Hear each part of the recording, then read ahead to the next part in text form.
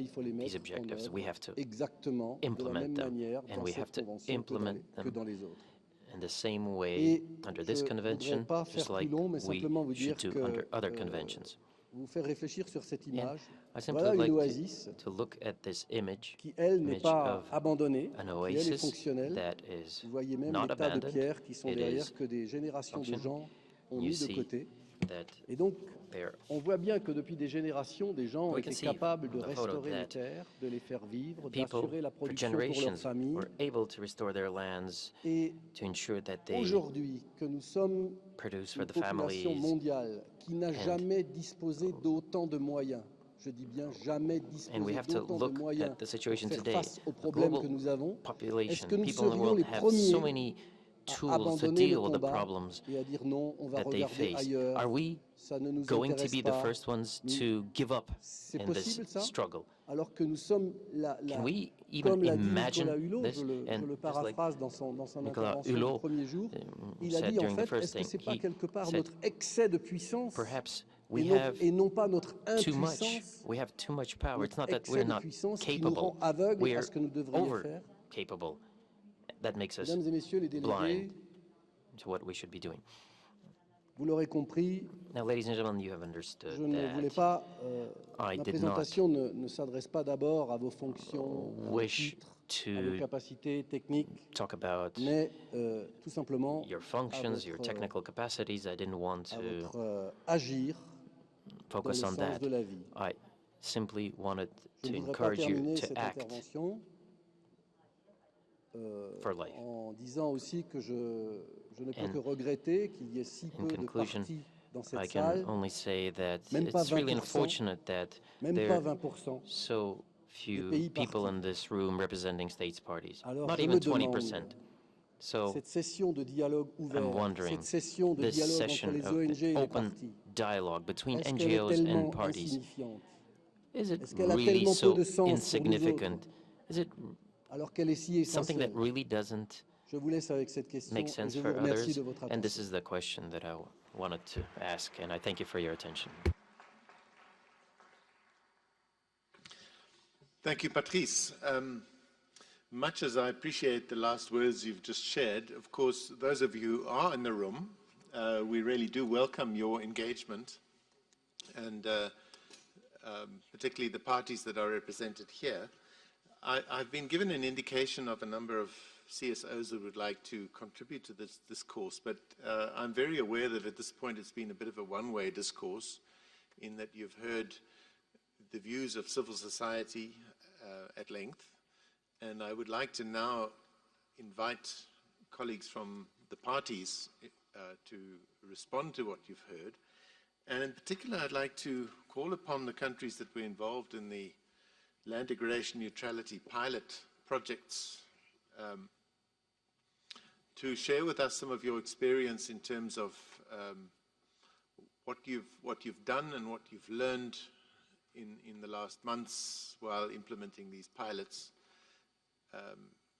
so that we can get some insight as to which path we should take forward in pursuing these goals. With those few comments, could I ask if anyone from the parties would like to take the floor?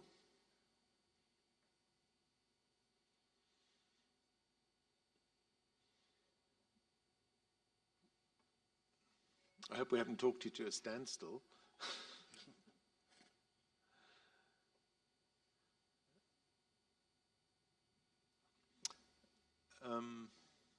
Could I call upon our Namibian colleagues to share some insights from their pilot work? Thank you very much, Chair. And I would really like to extend our sincere presentation that has been presented to us this afternoon. They are extremely highly informative.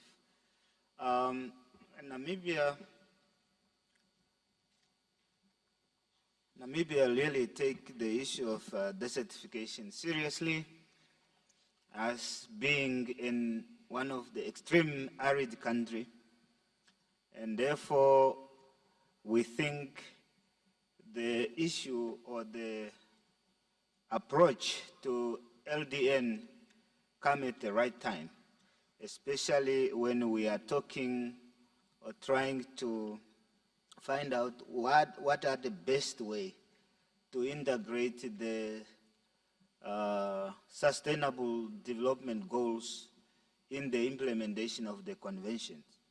And we are convinced that LDN is the opportunity to do just that. In Namibia, as one of the pilot country, piloting the introduction or implementation of LDN approach, we are convinced that this is possible, it's doable, practical, and the need to have some drivenness from the country itself, needed to be domesticated in terms of the implementation. We have identified several sites countrywide, and these sites also complemented by the availability of data. We are guided by the active working group that we have established. The importance, and this I should say, the importance of the involvement of civil society is very critical. And then in Namibia, we tend to have good working relations, especially when it comes to implementation of this convention. In earlier days, in Namibia, we have a joint implementation program for this convention with our national NGOs, implementing this program together with government departments, with civil societies, and it's proving to be working.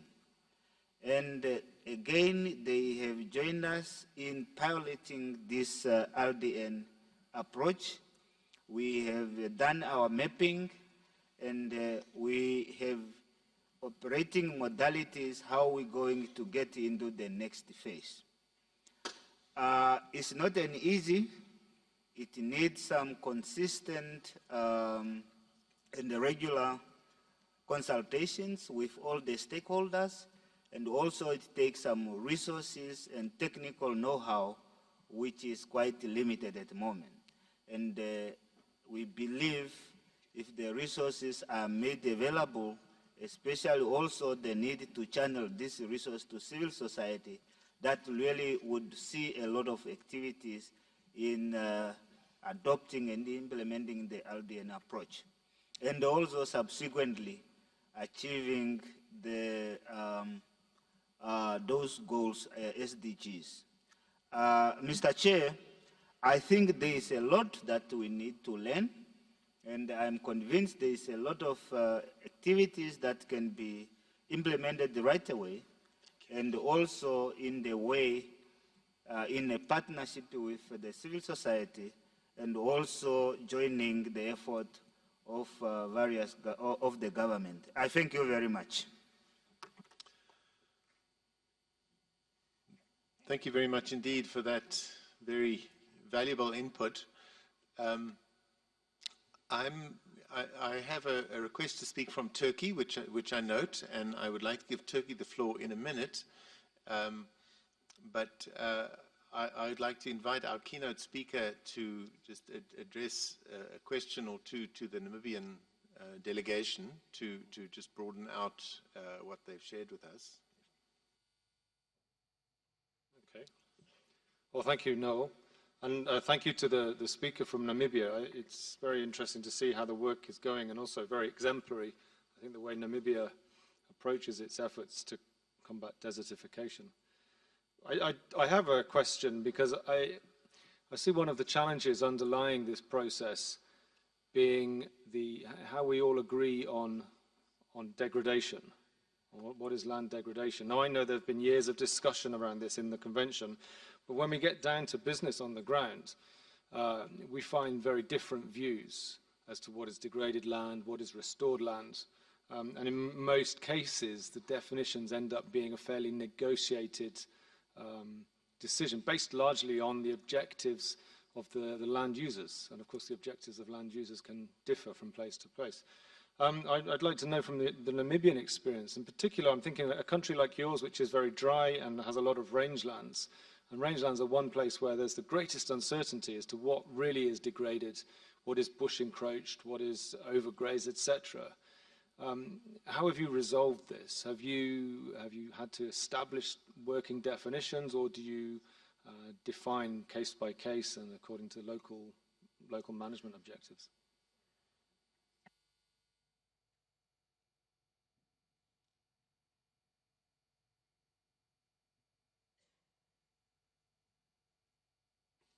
Would Namibia like to respond to the question?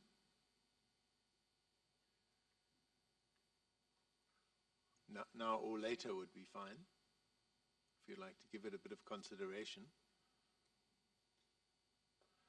I'm sorry, because this room is so huge, it's very difficult to see what indication.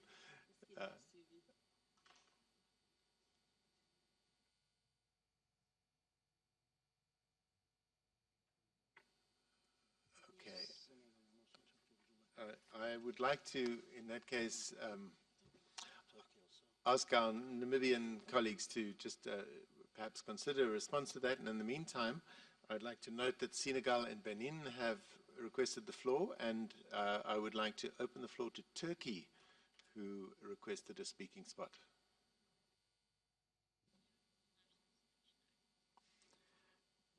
Thank you, Chairman. I would like to present our opinion about LDN, particularly LDN model approach in order to generate national LDN targets.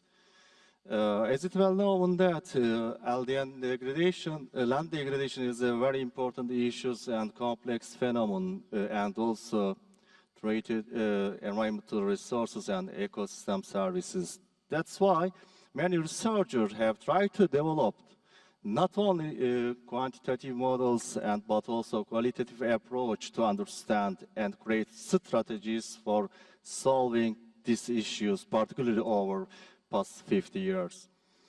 Just if we compare qualitative and quantitative approaches, we can see their advantages and disadvantages in terms of their requiring time, cost, and effort, especially for large-scale areas like national or international and regional regional scales. Quantitative approach needs so much time, cost, or efforts. That's why if we focus on LDN model, which is new, remarkable, and robust approach, it provides data for decision maker or authorities in short time from degraded lands to generate their targets.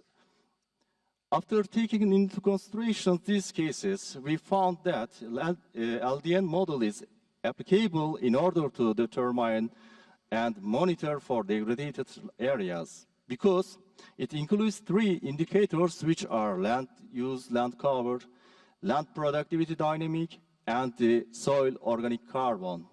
These indicators are closely related to each other to reflect vulnerability of lands to degradation. As you know, also, land degradation issues have negative impact on or effect on Turkey. So we also gained many experience about this topic. Moreover, Turkey is also partner of LDN project.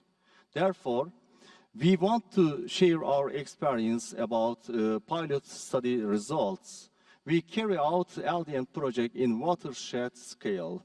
We would like to stress that we used our own data, which were generated from fieldwork and Landsat image instead of modest image used by almost all other partners.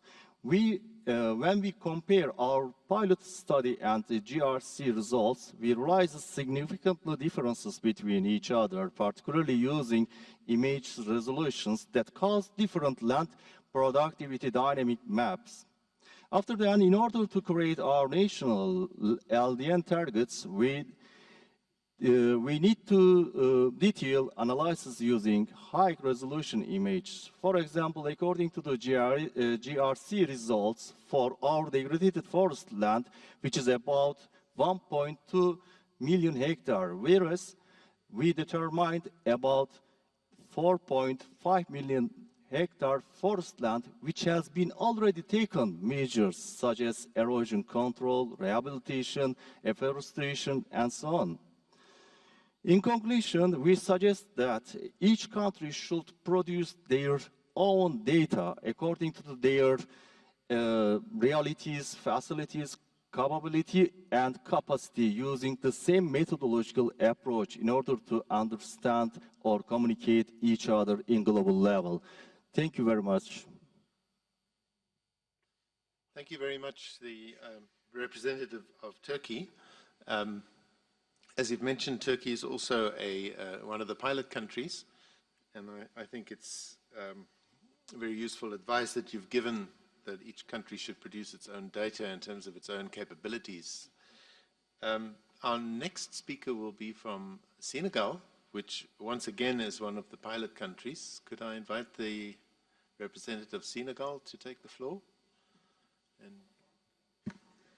Merci beaucoup, Monsieur le Président. Mr. Chairman, thank you very much.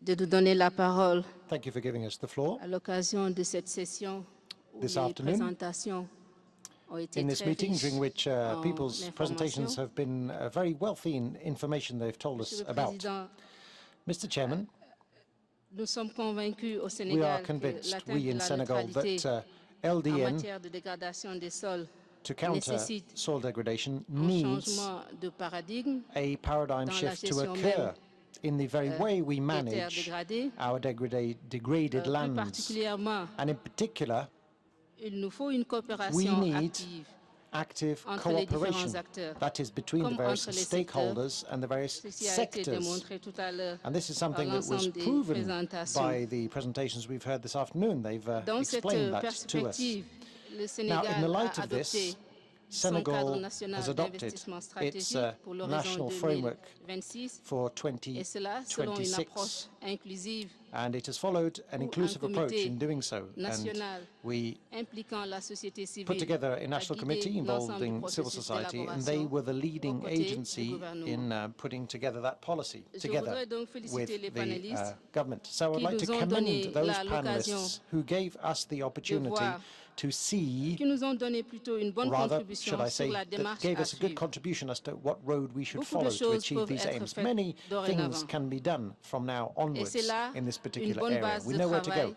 pour You've given répondre us à very good l'objectif même working basis for us to be LDN, able l'objectif to 15 et sa cible 15.3. achieve 15.3 Pour of the passer donc SDGs. à l'étape action, So, nous devons for us to move mettre into the l'accent implementation sur phase, we need l'identification to d'objectifs stress spécifiques, the identification of je veux dire specific chiffrés, goals. en plus These need des to be indicateurs déjà quantified. identifiés. In addition to those C'est cela qui nous permettra de mesurer parameters we already l'efficacité have. de In l'investissement que nous aurons à y identifying these, apporter. we'll be able to see if Certainement, Monsieur le our Président, investment Mesdames, is Messieurs les délégués, bearing fruit. les pays touchés The devront affected considérer leurs countries will have spécificités, to look tant au at their niveau local qu'au given niveau national, specific mais aussi et characteristics surtout nationally, garantir la that is, participation de la and société they civile must si nous ensure voulons that veiller aux nationally équilibres their civil écosystémiques. societies are involved Voilà if les we quelques are commentaires, going Monsieur le to Président, que je really voulais faire respect the après avoir ecosystem's entendu autant balances. d'expériences Having riches heard so much wealthy des experience this différents afternoon, Mr. panélistes. Chairing, that's what Merci I beaucoup. wanted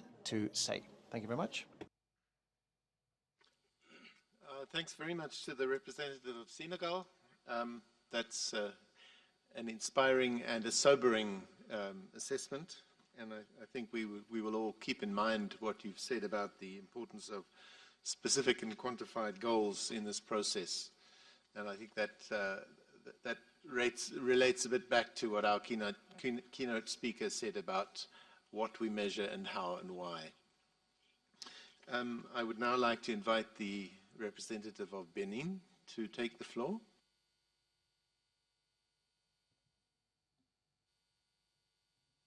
Merci, Monsieur le Président. Thank you, Mr. Chairman. Le Bénin n'a pas bénéficié du projet has not LND, benefited from the mais LDN voudrait project, but nevertheless, intervenir we par would like to rapport take the floor at this stage aux exposés que nous avons react suivis. to the presentations we've La heard this délégation du afternoon. Bénin a My suivi delegation avec attention has followed very les closely what has been said exposés de nos collègues this responsables afternoon d'ONG, by our NGO exposés colleagues. qui retracent les These expériences de presentations certains have pays described what et countries voudrais have par done, ma voix remercier and Benin tous would les like through collègues me to thank responsables d'ONG all the NGO pour colleagues non who've seulement taken le the floor this travail afternoon. abattu, Thank you not only for parce the work qu'à you've done, travers leur structure, because through your structures, nous avons we les have been relais sur le able terrain to see what has been et happening in the field, ils sont directement en contact avec les because communautés à la these base. NGO workers are in contact with Et grassroots le Bénin workers. So apprécie thank you to l'adoption you de ce for that. concept de LND, Benin qui likes n'est pas this nouveau, LDN concept. parce que It's not c'est a new l'objectif concept. ultime Indeed, de la it's the Convention. end Le purpose plus of the important, ce sont les convention. défis What is qui sont important liés et is qui sont the mis en exergue challenges par that M. are underscored Patrice, directeur du by CARI, Mr. Patrice que nous saluons au passage Burger, the pour tous director of les CARI. I'd efforts like to commend his work, qu'il commend fait him depuis for all the efforts that he la has been mise en œuvre de deploying la since the Convention. implementation of the convention. L'essentiel pour le Bénin, c'est donc la What's important recherche for Benin des is voies et for moyens pour atteindre cette us neutralité. to find the ways and means Nous to achieve this reconnaissons LDN, this l'importance neutrality. et la We place de la acknowledge the société importance civile dans of la civil chaîne pour society atteindre les and the objectifs de role la civil society Convention. must play to Et ensure nul that n'est de the trop dans aims cette of the bataille. UNCCD are Au achieved. Bénin, And le everybody needs to play plan their part in this d'investissement work. stratégique de gestion durable des Our terres national a été élaboré plan avec for tous les land acteurs, management in dont les Benin has ONG, been adopted with et the nous œuvrons participation ensemble of all pour stakeholders, juguler including ce NGOs, fléau. and it is together that we Nous will avons work pris to bonne note hamper des this doléances de scourge. Madame Gloria We've et nous la heard Ms. félicitons pour Gloria ses and her efforts. Merci, Monsieur le grievances, Président. and we commend her also for her efforts. Thank you very much, Mr. Chairman. Thank you very much indeed, representative of Benin. Next to take the floor will be the representative of Tanzania. Could I ask you to press the button and take the floor?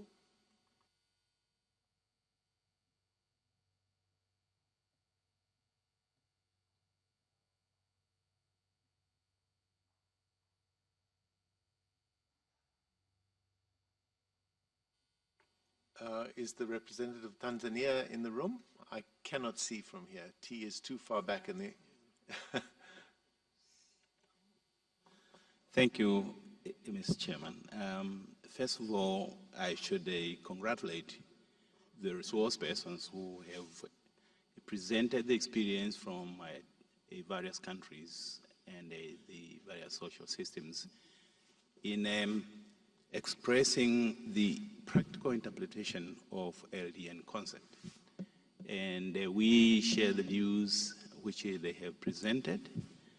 And Tanzania, we are working hard on that. That's why we have managed to prepare our NAP, aligning to the 10-year strategy of UNCCD.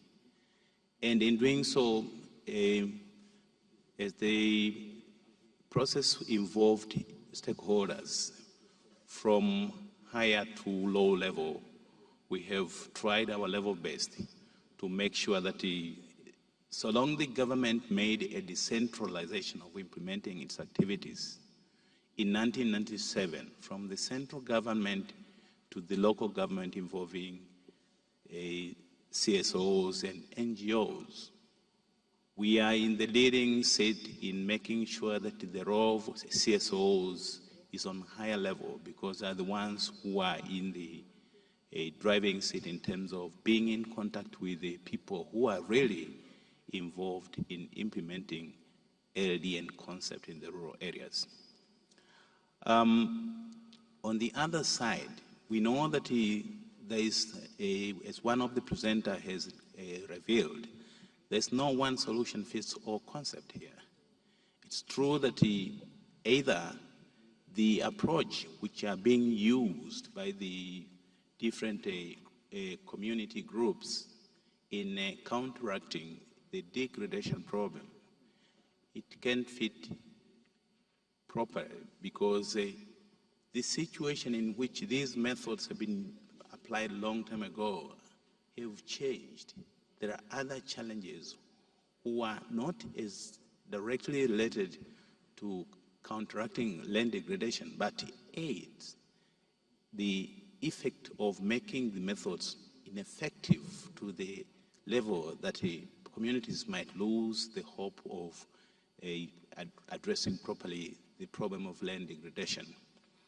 However, there is no need of inventing the wheel. We have heard here the experience from different parts of the world.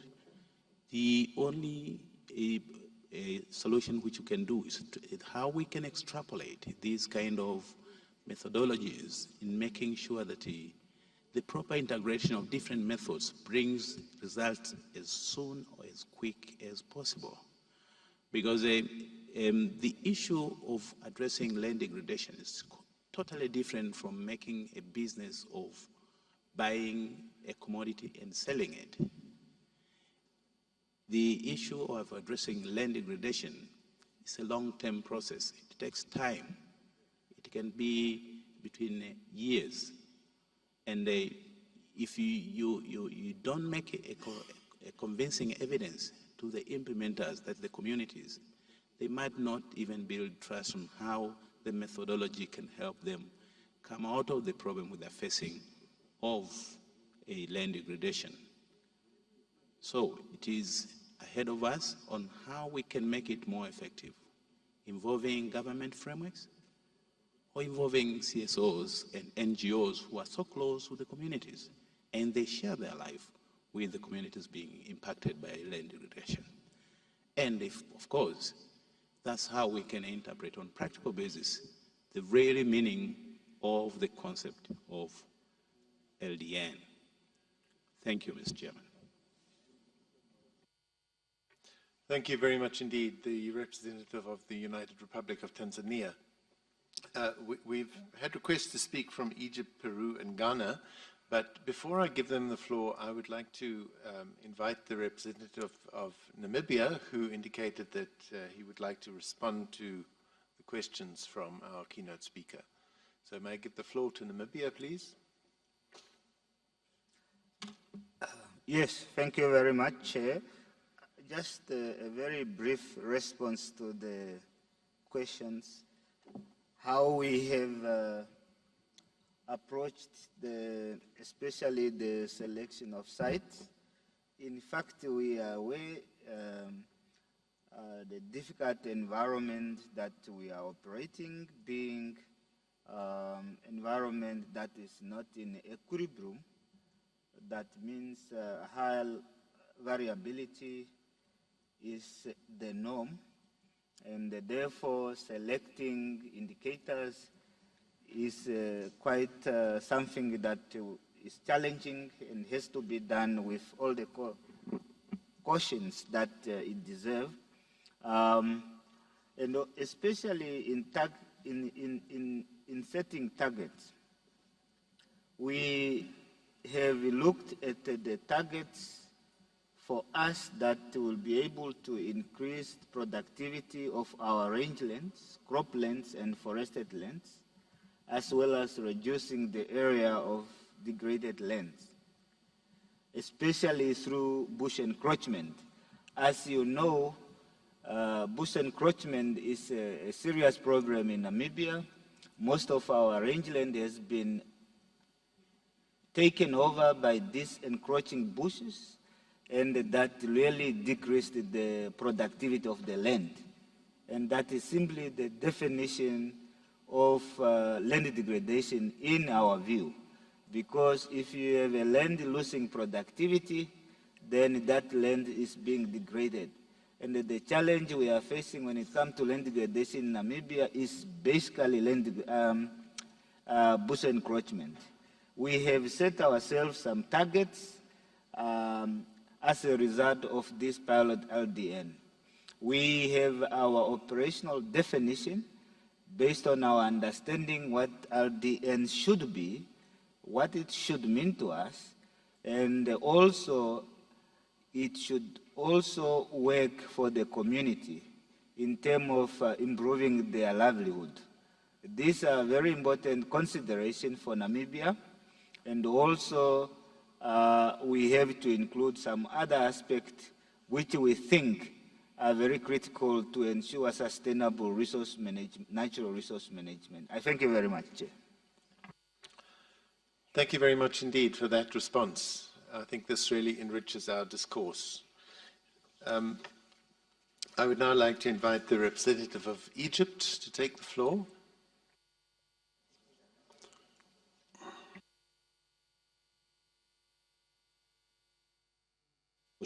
نشكركم سيادة الرئيس ونشكر كل من قام بعرض عن مشاركة المجتمع المدني. I'd like to thank our presenters for their presentations related to the participation of civil society in our combat against land degradation. I'd like to share with you one example that shows us how we fight desertification in Egypt, and we have quite a few success stories in terms of sustainable management of land, especially in fragile areas that depend on rain. In 1994, we had a project funded by the World Bank, which was concluded in 2002. And one of the main objectives of the project was the sustainable management of natural resources in fragile areas and poverty reduction of the Bedouin community in that particular village. The project was related to the use of rainwater and to use it as drinking water, irrigation, supplementary irrigation for trees, especially during the dry season. So this was supplementary irrigation. And another objective was to provide assistance to the villagers on the spot to provide this additional water resources in the village and to prevent people from leaving the village. The project also on the creation of certain watersheds and concrete dams in order to help villagers use this water and share the water. This involved additional educational programs, reducing illiteracy, focusing on women,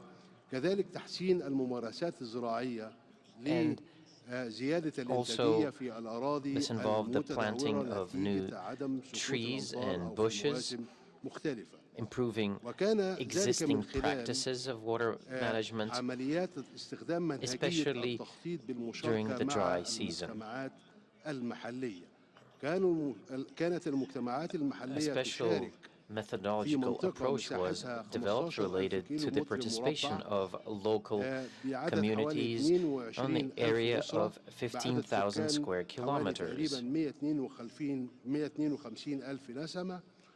152,000 people were covered by this project. They participated in its implementation, and also they were fully involved in the development of the different plans, in monitoring activities, and a follow-up after the project was concluded. And this type of participation made it possible for the people to be fully involved and also to fund 15 to 20% of the costs of the project, which was the guarantee of success of such an approach, because people became the owners of the project, and the success of this project made people more and more interested and request the government to continue similar types of projects, including a participative approach.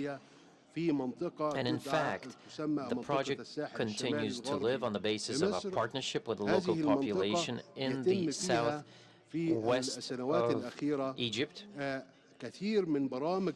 And we, in fact, have seen over the last several years many training programs for participants from African and Asian countries, and all of this in line with agreements that were reached with different international organizations, and research center in Egypt is the focal point for these projects that have many participants. And I'd like to remind you that in ancient languages,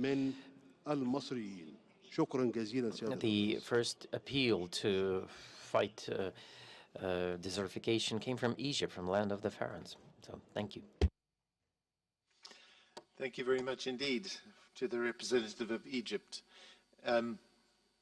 I think what we're hearing from all the parties who've spoken so far is how important it is to engage local populations, and that I think is both important and highly significant in terms of this discourse. I would also like to encourage the parties to see if you can address some of the more challenging aspects of land degradation neutrality and how one practically puts it into practice. I think as our colleagues from Namibia set out to do. With those few comments, I'd like to invite the representative of Peru to take the floor.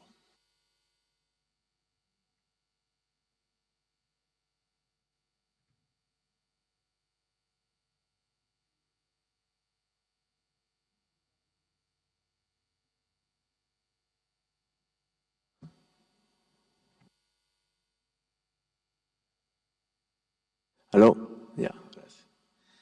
Buenas tardes. Good afternoon. Bueno, felicitarlos por el I'd like esfuerzo to que vienen congratulate realizando. everyone on the efforts that are being taken. We have to remember that the models for the regulations related to human behavior is not something that directly relates to the work of governments, but directly involves civil society that have an important role in the change of the paradigms, something that has been already mentioned here in the COP.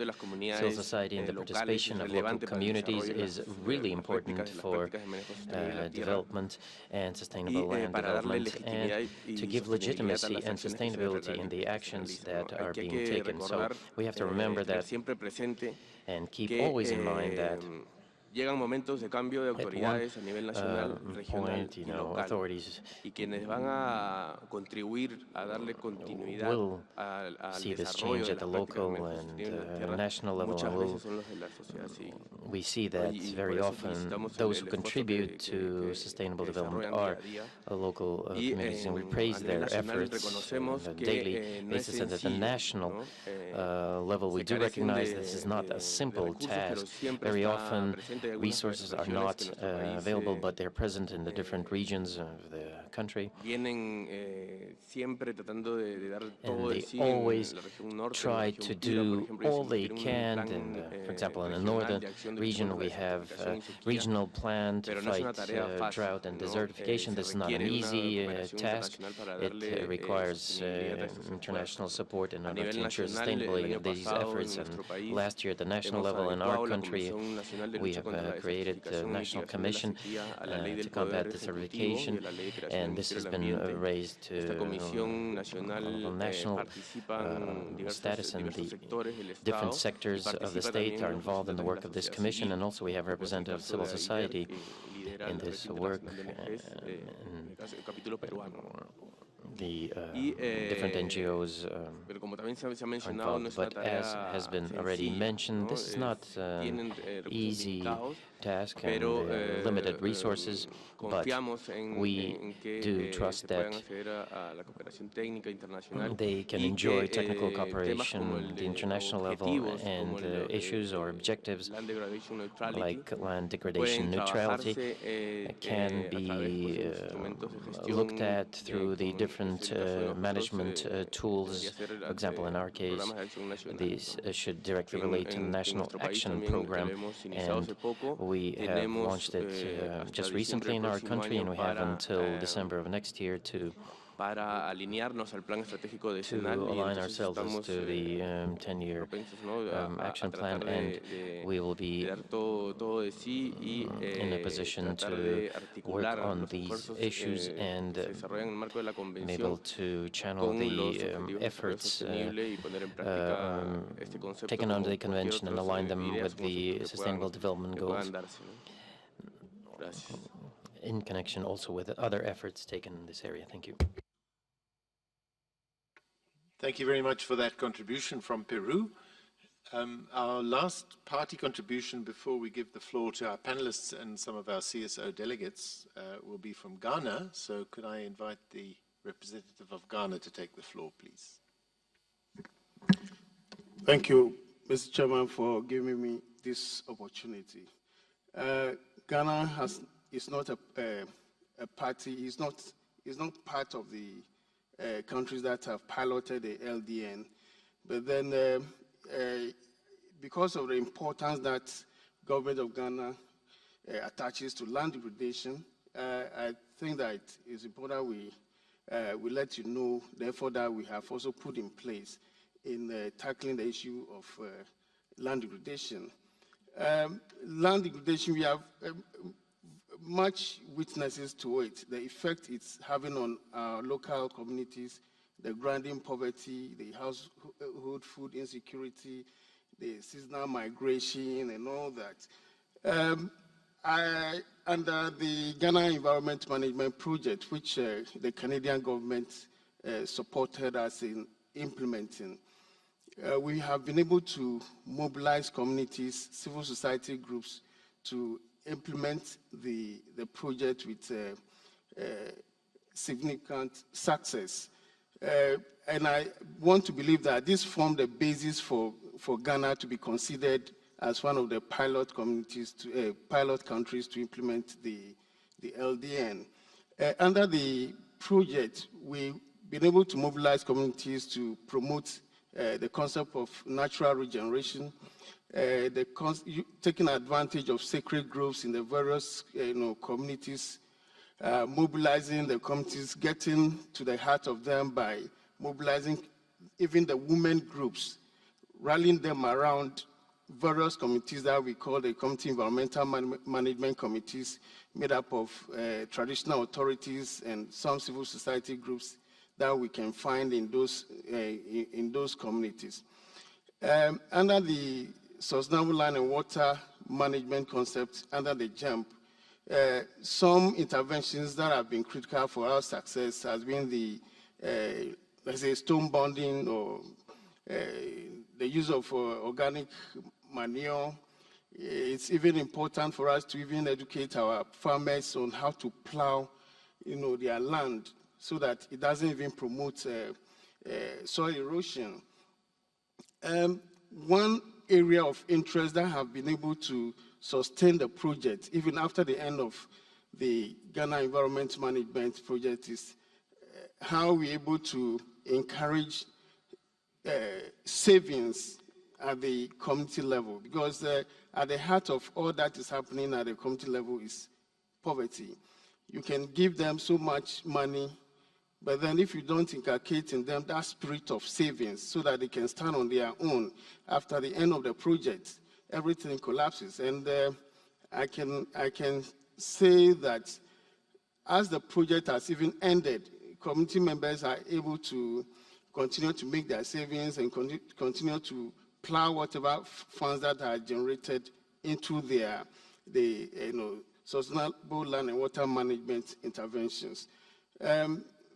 That concept is known as the Village Savings and Loans Association. It was first introduced by CARE International, and we think that it was worth imitating. So under the project, under the Ghana Environment Management Project, we brought it on board.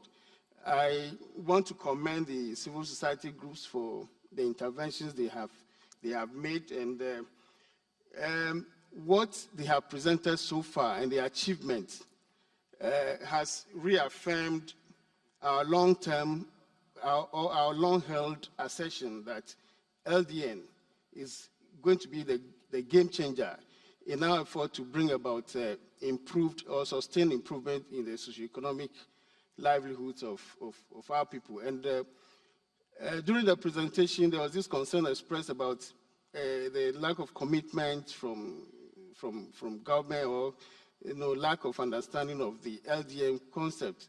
I think that with this achievement that we have shown exhibited so far, what we have to do is to continue to educate our people, mobilize them for them to promote the necessary buy-in into the LDN concept. Thank you very much, Chairman, for the opportunity. Thank you very much, Representative of Ghana.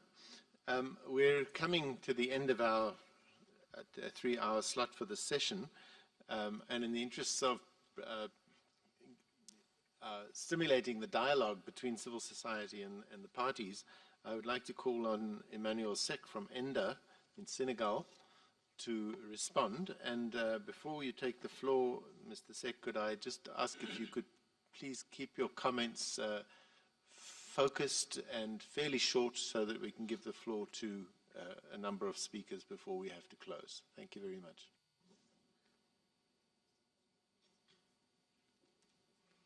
Merci, Monsieur le Facilitateur. Thank you very much, Mr. Facilitator. Je voudrais avant tout féliciter At the outset, I les would like exposants to congratulate qui ont contribué our à donner speakers. corps au concept They have et fournir contributed une réponse à to l'objectif de providing neutralité some en matière de substantive dégradation de information terre.